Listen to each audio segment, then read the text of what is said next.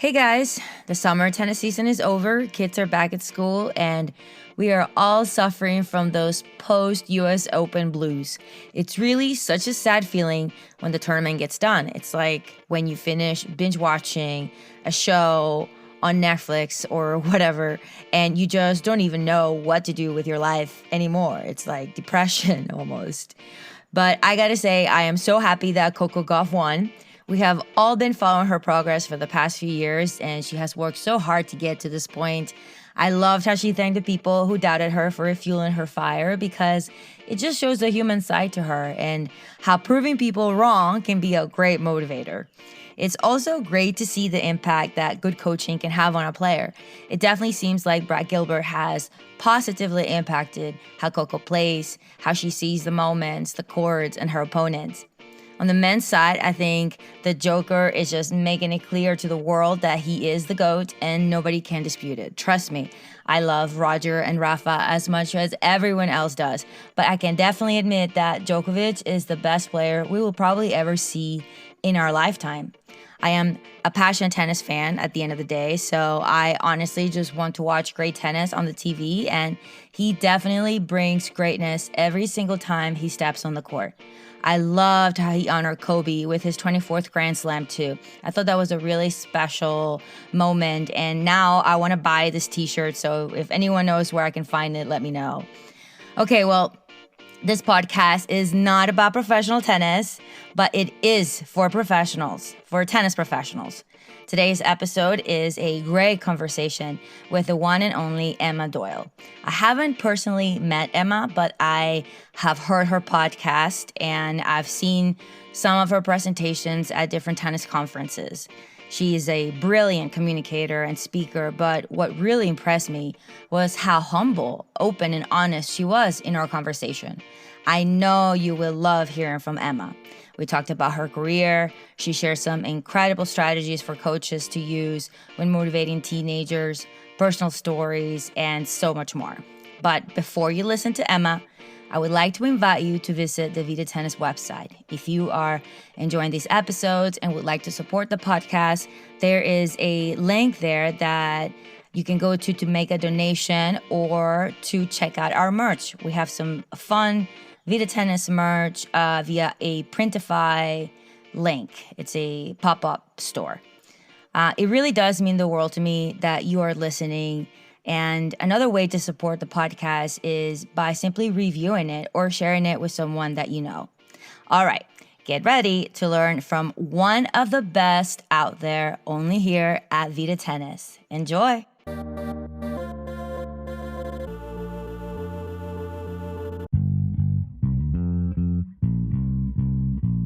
Hello, everybody. Welcome to Vida Tennis, the podcast for those of us who eat, sleep, breathe tennis. I'm Jennifer Gelhaus, and today I'm so excited to talk with Emma Doyle.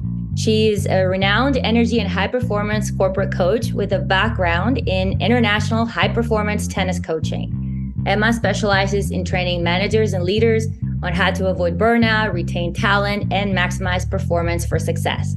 Emma holds the Professional Certified Coach qualification from the International Coach Federation and is certified in Neuro-Linguistic Programming and Emotional Intelligence. She co-authored alongside Natalie Ashdown the book, What Makes a Great Coach? Top 10 Practices of the World's Best Coaches. She is the host of the Coaching Podcast, where she interviews experts, sports and business coaches, and she has her own TEDx talk called Unleashing Female Potential, which I highly recommend you go and watch on YouTube. She's from Australia, where she started her career working with high-performance athletes, including Australia's world junior tennis teams. She played college tennis here in the U.S. at Middle Tennessee State University. Welcome, Emma, to Vida Tennis. I'm so excited to talk with you today. Did I get all of that right? It was a little bit too long. I was a bit embarrassed, but also it's nice to reflect back, and not many times you hear your bio out loud, is it? So Thank you for that wonderful introduction, and congrats to you on having a podcast and giving it a go. I know it's such a, everyone out there, I'm sure Jennifer can agree, we do this for the love of podcasting and to give to our audience. So I'm just total kudos to you. Congrats. And, I had to say yes to be on this show. Thank you so much. And obviously, I'm a fan of your show as well. I've listened to a bunch of them and you do an amazing job. But I definitely want to learn more about you because, on your show, you interview a lot of people and it's really interesting. But I want to know more about you. So if you don't mind, I would love to start with your story. And if you don't mind sharing with us how you got to where you are now. And did you always see yourself being a coach? Well, let's go back to, I guess, some of my earliest memories. And this is a really great message already for parents out there, that I was exposed to a lot of different sports. So maybe some of your listeners might not know the sport of rounders. I played a lot of rounders in the United Kingdom. My parents are both British. I was born in Australia, but then we lived in Britain when I was in my primary school years. And so I played cricket, obviously, that's a big British and Australian sport growing up. AFL football, if there was a women's team, I can kick a football better than I can play tennis. That's actually pretty true. So multi-sports growing up was something that was a part of my world. I was just sporty from the get-go, and my dad played rugby in the UK, so he exposed me to a lot of sports. And him and I used to play a lot of sports together. And then after he injured himself playing squash one day, he introduced me to tennis. And he was ahead of his time as a scientist. He got an old wooden racket and he saw off the handle and gave me a little mini squash racket so I could play squash with him. So that's how I started playing tennis. And then I really wasn't that good at tennis, to be honest. It was one of those things that I started at 10 and I was okay and I did well at a local level, but I certainly got smashed at the minute I went to a state tournament first round. And it wasn't a great experience, but, I think the one thing that I did with my tennis, I kept getting better as I got stronger and fitter when I was quite into taekwondo and all these different sports again. Like I was a boxercise instructor and I was in the best shape of my life. I think when a lot of girls were dropping out, the people who beat me in the 12s, I was sort of getting better in my game through those teenage years, which was a bit of a difference. Again, I'm just highlighting the important point of burnout, that sometimes I think we start our kids in tennis way too young. I mean, I'm such a big believer in the fundamental perceptual motor skills, meaning just that locomotion, hand-eye, hand-foot, and striking skills. So your child can play whatever sport they want to play. So just a side note there. But the final question to answer is about whether I knew I wanted to be a coach, and I did. I know not everyone has this epiphany, but I think because I wasn't a great tennis player, I was 14 years of age and the kick serve had just come out in tennis. And so my coach said he'd give me an extra lesson a week if I coached for him one night a week. And I was 14. I had no idea what I was doing. I was given no lesson plan and I just looked over in the court next to me, and whatever the guy next to me was doing is what I did on my court. But I remember walking off that first lesson and thinking, oh my God, like I get to wear a tracksuit, it's out in the sun, and I get to work with kids, and I'm a big kid at heart. Really, at the end of the day, they call me Crazy Auntie M for a reason. And I loved it. I thought, this is what a job. And all my friends were, especially my paper round was my first job. So this was much better than black soot over my face from the newspapers and $7 a week. So my return on investment was way better coaching. And then when I learnt the kick serve, then he's like, oh, you're a pretty good coach. You're just fluking it just through personality. And he's like, oh, maybe coach 2 days a week. And then I was off and running, and then I got into the course of my dreams, sports coaching and administration. I thought this is like a course was built for me back in Australia. It was a university course. And then one final quick story is just the fact that 6 months into the degree of my dreams, that the head coach, who's a very famous Australian football coach, David Puckham, pulls me into his office and he says, do you want to be the best coach that you can be? And I talk about this in my book. And I'm like, yes, like, what have I got to do? And he's like, have you maximized your playing potential? I was like, not at all. Like, I could be a much better tennis player than what I was, and I was in great shape. And that's how I ended up 56 hours on a plane got snowed in Chicago from Melbourne to Murfreesboro, Tennessee. That was a culture shock. And I only went there because it was the only college that wrote back to me. So that's how I ended up there. So, but yeah, in full story, tennis is family is important there. Parents, please, multi-sports. And yes, I knew I wanted to be a coach, and to say that I'm a coach today is the greatest gift I think that we can give to any human. That's awesome that you always knew that. I think not a lot of times coaches, especially tennis coaches, know that at an early age. And funny enough, I actually went to school in Tennessee at a school in just outside Knoxville, and we did play. No, we didn't play MTSU. We played ETSU, but it's a D2 school called Lincoln Memorial University. Oh. So it was definitely a culture shock for me as well, coming from Venezuela. So I totally relate to that. Yeah.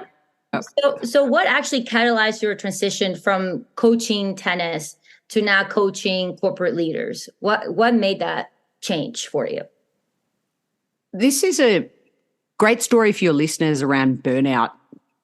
So I was taking a lot of teams away, and I was basically coaching at one of the highest levels of my sport, the Australian juniors. And while I was overseas, I'd also did a background in exercise science. So when I was overseas, I not only could warm these kids up really well and do the workout, I could then coach them in tennis, and because, help being a female to fill those roles back in the day. And the one thing that I wasn't equipped with was any mindset strategies on how to deal with parents, because what I know now about parents is they just care about their kids so much. And I didn't understand how to bring out the best in all of my players. Like, full transparency, I worked really well if you were, also a visual learner or a kinesthetic learner like me, and you were excited, an extrovert, or you love life and let's get after it. And if you were the opposite of that, then I didn't have enough tools in my coaching toolkit. And so I thought I was going to get out of tennis. I thought, I'm done. Like, I can't, what else can I do with my career? And I went and studied. I took 1 year out and I went and studied. That's when I took, ironically, the company who I work with now, Open Door Coaching, I enrolled in a degree in business coaching and emotional intelligence and Neuro-Linguistic Programming. And I threw myself into all these things. And what it did then is it catapulted me back into coaching coaches how to coach in tennis. Because I was like, oh my God. My biggest aha moment, Jennifer, came when I realized I had to change who I was to bring out the best in the player, whether I had to whisper, whether I had to soften my tone, whether I could find a new way to get a message across, whether I could stop my verbal diarrhea of just tell. I mean, US Open's on right now. I'm listening to coaches, and it's so much information. It's too much, I think. And I learned that less is more. I learned to seek before I speak. I learned about listening, which, when you mentioned my book earlier about the top 10 practices, listening is one of the top 3 practices, as voted by over 500 of some pretty amazing coaches. 328 of the 500 were tennis coaches as well. So that's a pretty strong data, but I wasn't skilled at that. No one taught me how to do that. No one had taught me all the skills that you need to let the activity do the teaching for you. And that was a time where then I got to spend a lot of time with Judy Murray. We were often 2 of the only female presenters at worldwide conferences. I'm talking about Rome, 5,000 people, like Judy and I. So we sort of hung out, and fortunate for me. I mean, what an awesome ambassador to our sport, to our coaching profession, to our leadership. And she really opened my eyes, as well as this newfound information about what really matters, because how many people get to play in the US Open as it is, right? So I think it's important that we look at ourselves in the mirror and say, where are the gaps? Where are the blind spots? What can't I see? And what do I need to do about that? Because there is one trait in my book. I talk about somebody who researched serial winning coaches from multiple different sports. One of the traits of all serial winning coaches, they identified 3 traits. One of them was be a lifelong learner. Yeah. And I think when we don't know what we don't know, that's a good place to start. because I didn't know what I didn't know. Yeah. So did that answer your question? Definitely. That's so interesting to me because when you start coaching, you get your certification, and a lot of the things that are out there for coaches are drills. I mean, there's 1,000 websites. You go on YouTube, Instagram, and there's a bazillion drills, videos on drills, what drill to do for this, what drill to do for that. But there's not a lot out there for coaches that actually teaches you how to deal with people and how to listen and the things that you're talking about. So yeah, it's really interesting to me. And I think a lot of the times, at least in my personal experience and what I've seen from other coaches, it just comes through experience and years of doing it and maturing. I think when you're in your 20s, you're definitely not the best coach you're going to be, right? You're going to make all the dumb mistakes because you just don't know. But I think hopefully as you grow up, you just become better and better. And hopefully you get some good mentors that can teach you these things, right? Can I offer up a suggestion? Yeah. On what you said? I'm into accelerated learning. I mean, that's Neuro-Linguistic Programming taught me that. And Neuro-Linguistic Programming is all about they call it behavioral modeling, right? So just park that thought for a minute. Mm-hmm. One of my definitions of confidence equals time plus experience. Now, you've just mentioned about over time, you get better. That's 100% correct. Obviously, you don't run an activity, you live an activity over the years, okay? So, I'm not just going to run a drill. I'm going to live the drill over years, and Monday can't go any quicker than Tuesday. So time is constant. Obviously, there's quality time, but anyway, that's another podcast. But plus experience. Yeah. So the fact that you're doing this podcast, you're short-circuiting my experience, and I've been coaching since I was 14. Granted, I'm not on tennis court as much anymore. I will always be on a tennis court, by the way, so I still do throw the tracksuit on and head down the road. Only a couple of lessons a week, but I will never stop tennis coaching. And you are short-circuiting my years of experience, even just by having this conversation. And there might be one thing that I said or one thing that you could give it a go and add, and then you experience it, and then you add it into your toolkit, and that's going to make you more confident. So that's what we call accelerated change or accelerated learning. I work with a lot of people, and I don't know how old you are, but I work with, even in the corporate workplace, I'm working with a lot of young people in tech, and they thrive because of three things. One, having freedom to manage their, in the hybrid world, their time the way that they want. Two, if their story fits into the story of the company, not the other way around.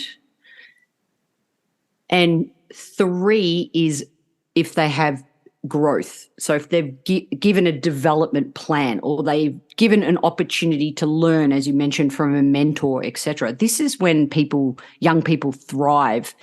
And I think my generation got it wrong that we only become a director when we're 50, right? I mean, not necessarily. Like, I don't know. I'm the more I hang out with the young people, I mean, the more it helps me feel young always. But they light me up. They are motivated. Like a lot of older people, well, they're not motivated and they're not. Everybody's motivated. It's like, how do you find the key that unlocks that motivation? And that's what fascinates me. That's what I'm driven by every day. It's like, how can I ask a question to turn a key in this person for them to want to accelerate their own development and growth? So I think that's such a fascinating topic. And just be mindful, listeners out there, to don't limit yourself on time. I think for me too is that connection, right? And that transparency, just like we're doing here.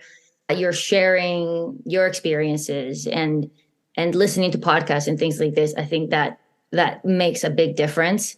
Because like you said, now I'm learning through your experience, right? So yeah, I mean, now there's so many tools, much more tools than probably what you had when you were a younger coach, right? So have you always been like this? I mean, you're super energetic, you're super positive. Have you always been that person, or is that a skill that you've developed through time? It's a great question, and I get asked this question often. And the answer is that definitely innately, I have a sense of fun in me. It doesn't matter if we're having a chat, I want to have a laugh, I want to have a good time. Even in my golf yesterday, I played horrendous. I played the worst round I've had all season, and boy, did I have a good time. Even though I need to reflect and get back to the driving range and do a bit of work. So I've always had this charismatic sort of way about me. I think it's also growing up in a family of 4. So I'm number 3 of 4 siblings. You've sort of I had to like sort of to be heard at the dinner table, or so maybe there's some environmental things in that, and being number 3, you can get away with a few more things, a bit more cheeky. I'm definitely the glue of our family now when I help people understand, my little brother meant this and my older sister meant that at the Christmas table. But I would say the one thing that I will say around the truth about positivity and energy is that it is 100% ebbs and flows, right? And I have had to work on myself a lot, because when my energy is super high, what happens? I used to get sick a lot. I used to crash because I'd be like so high and so on, and, and I've done 6-7 days a week for hours on a tennis court. Like, I know what the people listening to this podcast, I've been there in the trenches and, run several of my own businesses. Tennis Innovations was my first one, and I was so passionate about to help, make it grow. And we had 400 kids and 4 clubs at the end of that, and I'm really proud that that's still going today. And we saved 1 club from being bulldozed by apartments. So, but what I've learned over the years is that I have to manage my energy a little more effectively, and I do that much better now through strategies to be able to do that. And also, if you ask my partner if I'm super positive all the time, they would say no, right? Because you have to be able to let out the energy of negativity so that then you can say, all right, that's not serving me. Okay, what do I need to do? The difference is, I think, honestly, Jennifer, I just have now a lot more strategies to put in place to manage that energy or the negativity. I used to say never down for more than half a day. Then it was never down for more than an hour. Okay, now we strip it back to 10 minutes, right? What do I need? What energy do I need to let out? And again, growing up as a daughter of a scientist who then studied psychology, he's always talking to me about the shadow side, Emma, the lightness, the darkness, how you that lives within all of us. I mean, I was thinking about doing this interview with you, and I was reflecting back on my Tennis Innovations days. And I remember like when I would be so exhausted, and it would be a really windy day, right? And it would be like a Friday afternoon, and the kids would come to tennis, and you can't, like, it was so windy. You'd like, okay, back in the day, I'm like, all right, well, maybe we'll do volleys, and, like, so to try and control the ball and then catching and et cetera. And I remember thinking, how can these kids not volley? Like, just put your racket there and just move the racket this much. So no, I'm not always positive. And teaching the volley on a windy Friday afternoon used to do my head in, but not anymore. Well, I'm not doing it anymore, but I think it's all about strategies and managing your energy. And one more thing I will say on your energy for your listeners is, remember, your energy introduces you first. Okay. And I think it's my responsibility when I bring my energy into even our Wednesday golf league. Okay. Everyone around me can feel that energy, and then they can choose to get on board and be positive when we're playing together, or they can choose to behave in a way that's never going to really help them.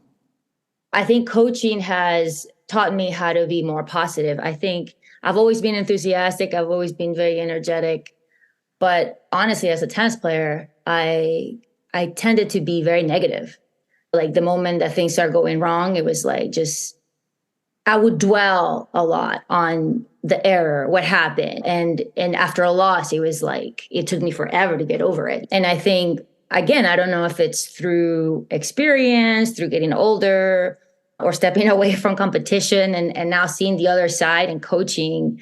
I think it's made me more positive. Also, being married to someone who's very positive and very calm has helped me a lot, because I can definitely go the other way and just be. So yeah, I think for me, it's definitely come through the years. I think I'm definitely more positive now, even when I'm playing, because I still play, even though it's just for fun.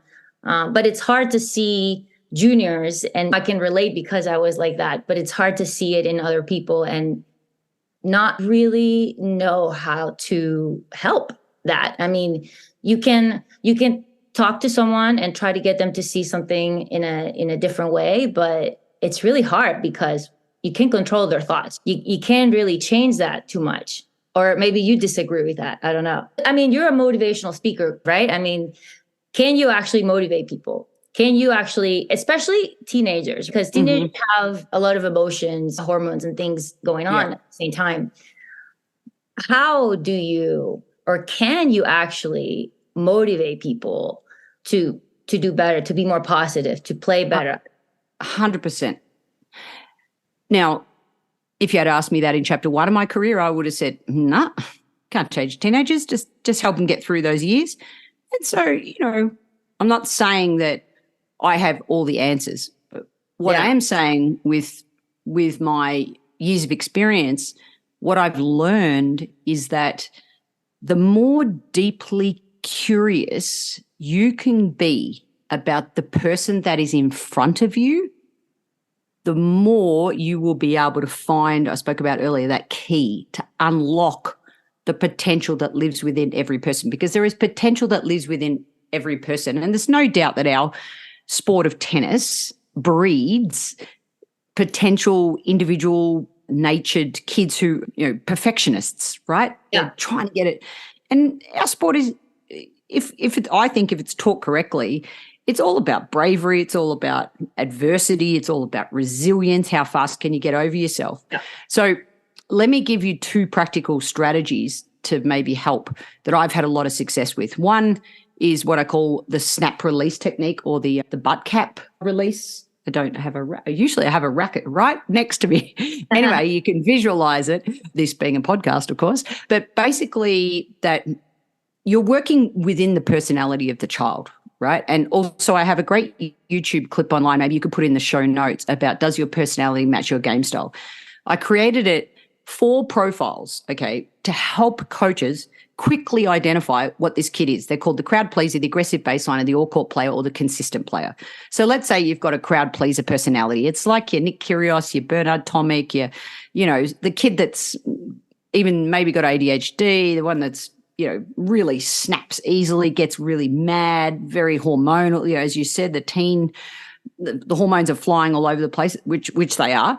You embrace that personality, and the snap release technique is you allow that child to release that energy and that emotion after they've just dumped the easiest forehand in the net on the 3rd occasion, okay?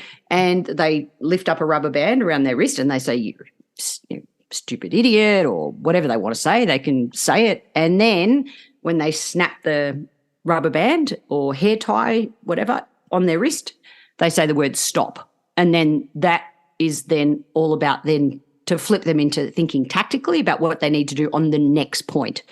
The other key to my TEDx talk is next time, which is a future-based language hack around getting the child to focus on the next point. So letting out the emotions based on the personality and then be able to move on. And the butt cap does the same thing, but you push the butt cap into the hand as hard as you can. And while you're pushing it, you can be as nasty as you want to be to yourself. Can't believe you missed that ball, whatever it is. And then it makes like a stop symbol on your hand. And then you say stop. Or, when you release the butt cap, you'd say it out loud if you need to. And then again, it flips you into thinking into the future. What do I need to do on the next point so that you can return to the present, execute, and deliver? Now, that's what we call a micro strategy, but that's a practical strategy that you could give a teenager who is struggling, right, to even at school, they're struggling to stay in the moment. The teacher's talking and their mind's thinking, mainly in tennis, we think about the past, missed opportunities. I was 5-2 up and I missed that ball. And so it's, and the mind is the mind is an amazing memory bank of the past. It can tell you all the big points that you lost. So being able to snap or being able to stop that thought, but allow it to come in, allow it to go out, like a sieve almost in one ear, in out the other, is a practical strategy as an example of how you could help somebody with the emotions. Now, on the other side, the other practical strategy I want to give as it relates to motivating teenagers is around gamification. Now, just a fancy buzzword to say, coaches out there, if you are not using activities to do the teaching for you, then I invite you to think about these 5 practical strategies, because every teenager that I've ever worked with, one of these, when I worked out which of these 5 strategies motivates them, I'm telling you, we do it every single week. Okay, so the 5 strategies are, and this is research based on why people play games. So kids of today are, they're on the iPads, they're playing, all those games are based on these 5 things. 1 is they're collecting something. 2 is it's a story, it's a narrative. 3 is it's puzzle solving, or in tennis, problem solving. 4 is social, they play because their friends play. And 5 is PvP, which is player versus player, which is the competition element. So our sport of tennis is very competitive, right? But that's only one of the 5 reasons people play games. Yeah. And this is the teenager's world. So we have to get into the world of the teenager, which is empathy, another great practice in my book that came out from the world's best coaches. When you discover, and collecting is a huge one. I helped a cycling coach the other day. She showed me all the old school cycling games. I'm like, okay, well, why don't, when they do this sprint back and forward, they then collect a peg and they're this color, and then, and then put them under pressure. And then all of a sudden the kids are self-motivating, because everybody has motivation in them.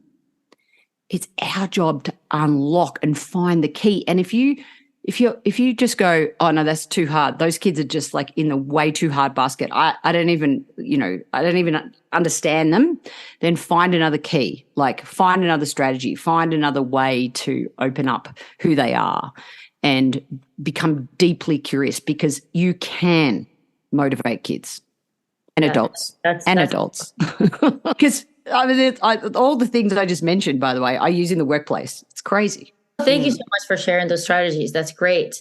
And the reason why I was asking that is because, obviously I believe you can motivate people. I am a coach, but I've heard it in different videos and things like that motivation comes from within, and at the end of the day, it's, you can really impact that. If the person is not motivated, they're not motivated. And I'm glad that you shared those strategies, because I think they're very practical. And I think you're so right, by the way, with the teenagers and making it like a game, making everything fun. I'm a huge proponent of making tennis fun. Tennis should always be a fun activity in any type of learning environment. For anything that you're working on, there should be an element of fun. And I'm a hardcore believer in that. Yeah, I am too. It's interesting. I did a number of presentations. I don't really speak at conferences much anymore, but I remember people going, "Oh, your games are so fun," and then they would miss like the tactical element and the technical element and the and the mindset skill. I was like, yeah, no, they are really fun, and the kids love playing.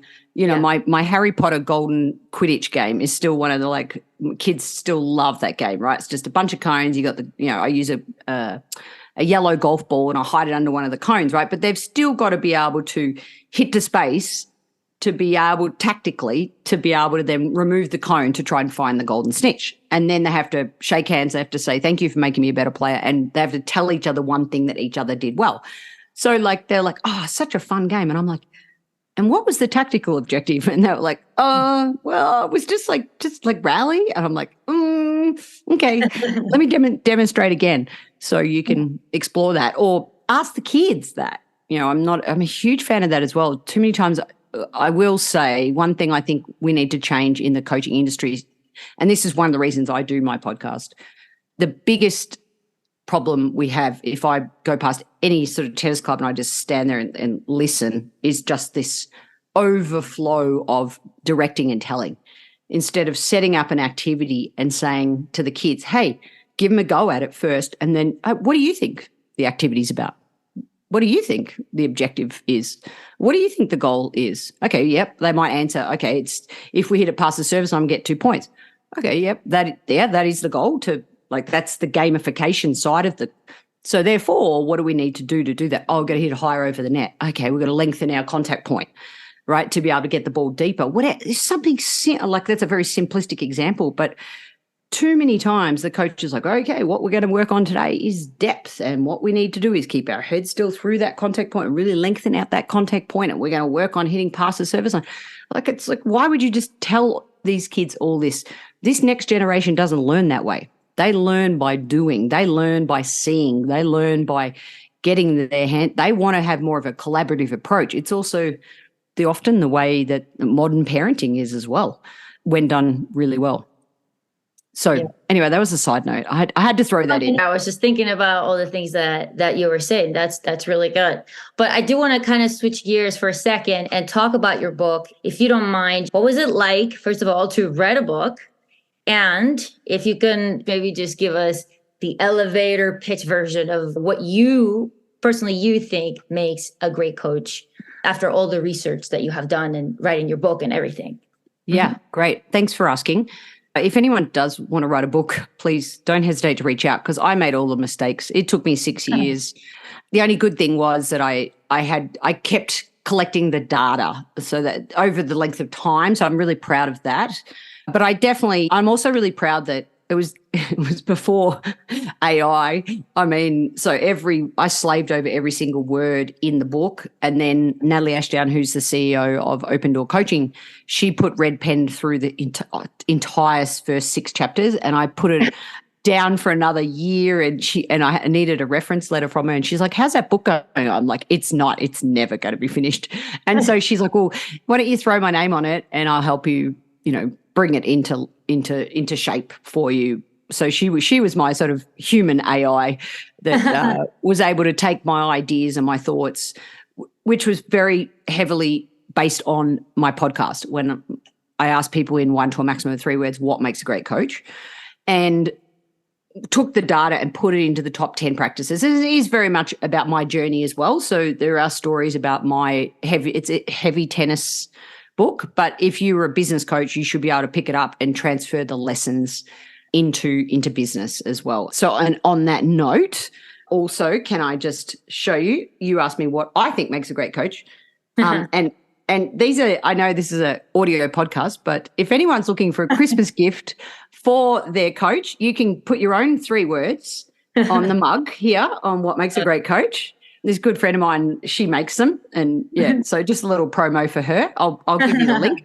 But my 3 words are energy, empathy, and enjoyment. Now, empathy and energy made practice the 2 of the top 10 practices, but, enjoyment didn't, right? But that's what I feel makes a great coach. So the E factors on my little mug here. So you can get these personalized. This is what my partner thinks makes a great coach. So we've got passion, patience, and knowledge. So passion made it, but the other 2 didn't make it. As in, when I say didn't make it, obviously there are worth thousands of answers, and I categorize them into 151 responses.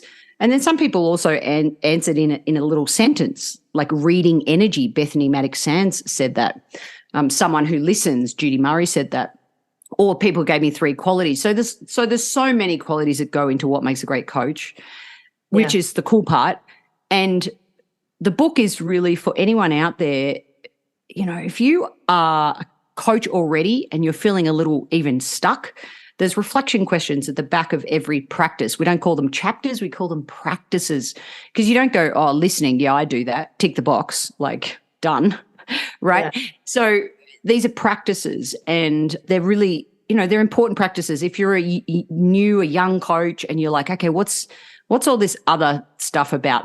It's not about forehands and backhands. It's certainly not about angles of separation on the serve, which is important to know, but the book is more about how can I bring empathy to my sessions? How do I understand that everyone has a different map of the world?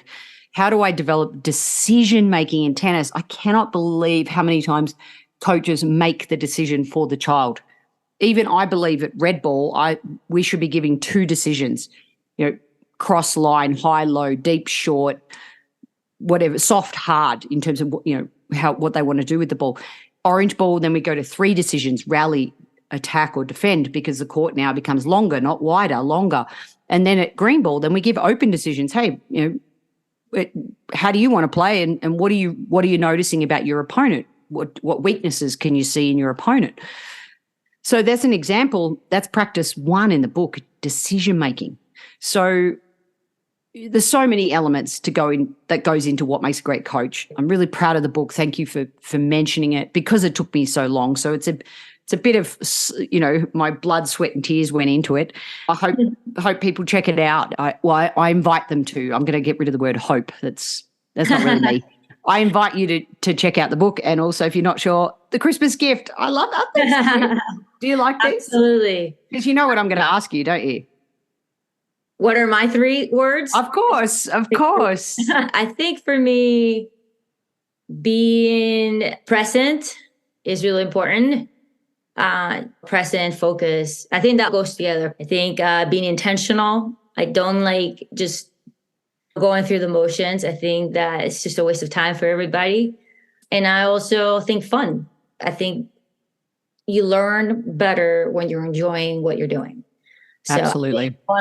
Fun is a key ingredient. Present, intentional, and fun. Fantastic. They're great. They're such great qualities. I couldn't agree more. So what would you say is the number 1 for you self-improvement action that a coach can take to become a better coach, besides reading your book? The number 1 thing that I would recommend, and this is something that I definitely did, is to stretch your comfort zone, whether it be another sport or whether it be even a coach in tennis, someone who perhaps is where you aspire to be, or if you aspire to work with young kids and there's somebody out there who's doing a phenomenal job. Like there's this guy in Poland who is so good with like ball coordination and just giving, like he just blew my mind with ideas when I went to speak in Poland once. I can't pronounce his name, otherwise I'd give him a shout out. And get on court with that person and ask if you can literally shadow them and learn the look. And ask yourself, do I see what they see? And when it's appropriate, ask them questions. Why did you say that? Why did you address the platform stance versus the foot up? Why did you start there and not focus on the elbow in the trophy position? Like learn the look, and then not just the technical element, but why did they say that with that type of player? And would I say it? And if you wouldn't, that's fine too. It's sometimes good to watch bad coaching too, because then you're like, okay, that's not how I'm going to do it because the kids aren't responding. Right. So stretch yourself, find somebody out there who's where you want to, like with me, I'm even on my podcast, for example, Dan James, he's a tennis coach turned corporate coach. Jim Lair, tennis coach turned corporate coach. Jack Groppel, tennis coach turned corporate coach. I interview all of them because I want to be where they are. Remember, it goes back to remember my definition of confidence. Confidence equals time plus experience. Yeah. How can we short circuit experience? And you can't short circuit it out of a podcast or a book. It's a great place to start. Yeah. But you have to put yourself in, just stretch your comfort zone. That's how I like to describe it. I don't like to say I want you to jump out of your comfort zone or step into the deep end, because only 5% of the population will actually even take action on that. So if that's too much of a jump, just find somebody at your club that you admire. It might even be the general manager. You think this person's such a great general manager. Like, how does he or she do that? Yeah. And go and ask, hey, can I watch how you deal with this new membership inquiry? I'm curious, what's the membership process? You seem to do it really well. You convert everyone into a member. I want to know how. And again, that's behavioral modeling. So it comes back to learn the look, it's like everyone's got a process of how they do it. And then you go, okay, does that work for me? And what do I need to add to my toolkit? And what do I need to throw out? Yeah, that's an excellent answer. Thank you. What about mindfulness practices? Do you coach that at all? Or do you have certain practices? I don't know, meditation, yoga, affirmations, anything like that you use for yourself and or recommend to your clients? Yeah, so I probably as a neuro-linguistic programmer, so I'm big into talking to the subconscious. So I've been trained in this, I do 6 to 9 minute embedded visualizations specific to my clients. It doesn't matter if they're tennis, mentoring, in the business world. I'm a huge believer in them, and I tailor them. And I think you need to tailor these messages based on the vision of where you want to go. Because if you don't have a vision of where you want to go, then you can do all the mindfulness work in the world, and you can do all the Tony Robbins courses, which I've done. I'm a huge personal development person, so I've done a lot of these rah-rah courses, and you're motivated for a month, and then you're not really that motivated anymore. And you think, whoa, what happened? Because you have to change the wiring at the core of who you are. So I'm a huge believer in that. And I do that for myself as it relates to specifically my golf and my career, where I want to go. And in terms there, that's the future pacing visualizations. But I'm only 6 minutes. Everyone's got 6 minutes, right? And then with mindfulness, more and more, I'm having people gravitate towards these, like I call them, one of them is, for example, called the comma. Just put a comma in your day. So I do a number of different mindfulness, again, no more than 4 minutes. And, people might disagree with that, and that's fine. But I don't do it any longer, right? I just put a comma in my day, and I just become aware of my breath. But I put on a recorded, telling me just focus now on the breath in, hold, and then breathe out. The nostril breathing. So in one side, hold, out the other side, in both sides. Again, I'm just becoming aware. I'm never going to be the guru that meditates for an hour. Maybe once a month. I love Tara Brach, so I listen to her podcast, but that's once a month, and usually in the bathtub. So that's my self-care, right? Just being totally vulnerable. Yeah. So I do believe in it. I do practice it. I don't believe in that you need to become a Zen master. I think that I do what works for me, and remember the way my energy's wired as well. Going for a run can be quite meditative for me. I love that. And in the past couple of years, I've gotten a lot more into all that meditation and yoga. I started with yoga, now it's more meditation, but I love that stuff. And Emma, I know you have to go. So I have to ask you my final question that I ask all my guests before you have to go. If you don't mind sharing what has been your Grand Slam moment and your double bagel moment of your coaching career or your tennis life, whatever you want to share. Your high and your low. Okay, so let's go high first, because that's what came to mind. Okay. And the high is just when I attend a 21st birthday of one of the clients that I used to coach. There's a boy who was 8 who I was coaching back in Melbourne. He's coming to Denver here in Colorado to work with me for a week just before now he's, going off to play college tennis.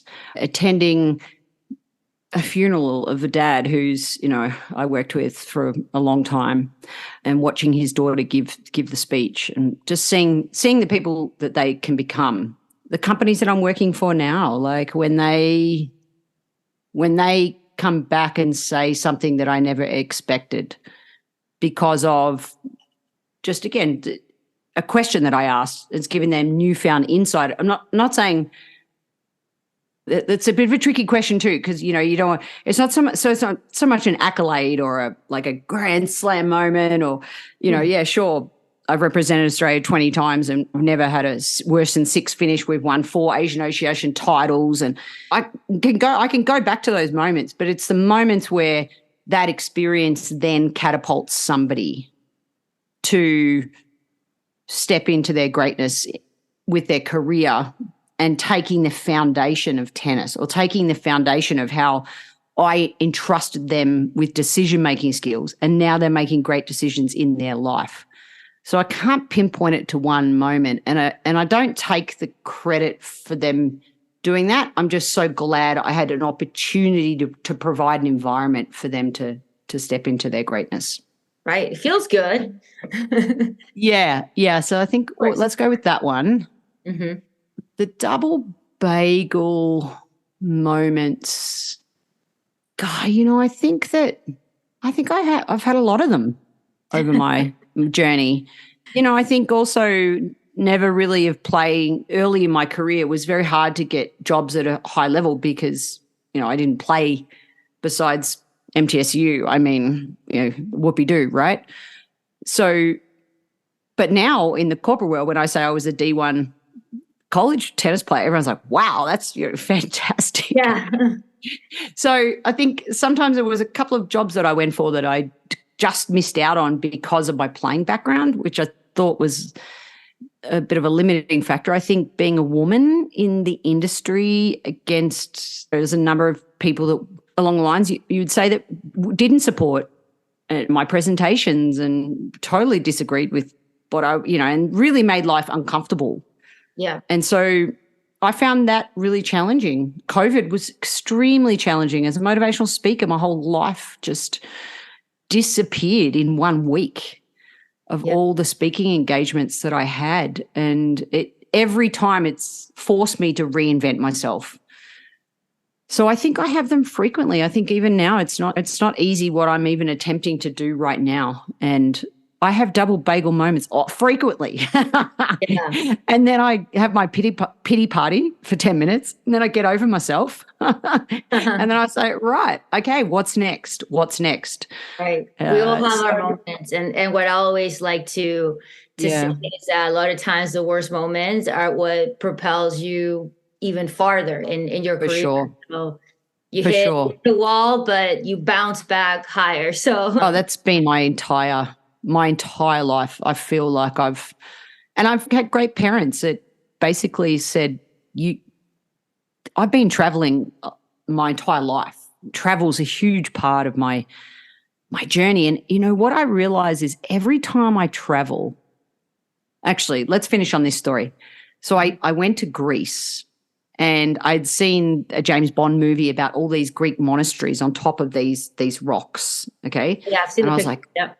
Right. I was like, I have to go. And by the way, I was on 50 Australian dollars a day was my budget. I was 23 years of age, and I find my way to this place, and I can't afford even the bus ticket up the mountain. So I'm walking up the mountain, and finally get there, and it's like this hot air balloon basket, and they wind you up, and you got to cover yourself and all the rest of it. And I get up there, and I'm like, where are all the monks? Where is everybody? It turned out it was like some sort of intramural monk soccer match was on, right? All the monks got together and had this soccer match, which I think that would have been fascinating in itself. I would have loved to have seen that. But they had their creed on the wall. It said, winning is great, losing is a part of the sport, and competing is the ultimate. And I thought, oh, golly, that's as good as the Rudyard Kipling quote on, above the Wimbledon door about treating the imposter and just the same, failure and success the same. If we can treat those two imposters just the same. I think that is what travel teaches you. Put yourself out there and travel, and go to a club that, if you've heard about some coach that's coaches at a park or something, and you've heard someone said he's really good or she's really great. Even yourself, Jennifer, putting yourself out here, I'm so proud of you. Go stand on Jennifer's court and say, gee, travel, and just ask her, hey, can I stand on your court for 15 minutes? You just can't beat that stuff. That's a life experience that I don't think I've told on a podcast before, by the way. That story of traveling to Greece and just having that experience has impacted every time I get my players to say, thank you for making me a better player. Oh, that's amazing. I love everything you just said, but I know you have to go. And I so appreciate you taking the time to talk to me today. I know you got to go, so I don't want to hold you. No, all good. Jennifer, I appreciate you being present. You listened fantastically. You were very intentional with this podcast, and I had a lot of fun. So, yeah, I appreciate you. Keep up the great work. Thank you. And you too, Emma. Best of luck with everything. Thank you. Thanks. Bye, everybody. I hope that you enjoyed that conversation with Emma and the accelerated learning from listening to her. I will be definitely giving her strategies a try. And I actually looked up that Quidditch game she talked about on YouTube, and I found a video of her explaining it. I really like the game, so I will share it in the show notes as well for you to check out. Maybe you want to use that at your next lesson. Remember to visit our website at vidatennispodcast.com. And if you would like to reach me, well, I'm on social media, but you can always email me at vidatennispodcast@gmail.com. If you would like to be on the podcast or would like to suggest who I should interview next, please let me know. I love hearing back from our listeners. I wish you all a fantastic day growing the game. Until next time.